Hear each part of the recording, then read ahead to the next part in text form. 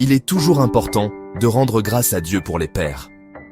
Je bénis le Seigneur pour la vie de nos pères. Le Seigneur fait grâce aux humbles. Ce soir, je ne veux pas parler de grâce. Chacun a son onction. Il y a ce qu'on appelle l'onction de la calmitude. Il y a une différence entre la destinée et les plans de Dieu. La destinée n'est pas le plan de Dieu parce que ta destinée n'est pas figée, alors que le plan de Dieu l'est. Beaucoup pensent que parce que Dieu a dit, cela va s'accomplir. Ce n'est pas vrai. Tu as le libre arbitre, tu peux dire oui ou non. Par exemple, tu peux te marier bien ou mal, mais tu es quand même marié. Dieu a ses projets, et toi tu as tes projets.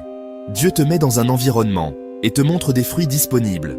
Tu peux trouver une bonne épouse, une moins bonne, ou une moyenne. Donc ta destinée n'est pas figée. Les plans de Dieu se feront avec ou sans toi, mais la destinée n'est pas figée. Avec Dieu, il ne s'agit pas de toi, mais du plan de Dieu. La crainte de Dieu n'est pas la peur de Dieu, mais le respect. Beaucoup ont plus peur du regard des hommes que de Dieu. Certains disent « aimer Dieu », mais pêchent comme un homme qui aime sa femme, et pourtant la trompe. Ce n'est pas un problème d'amour, c'est un problème de crainte.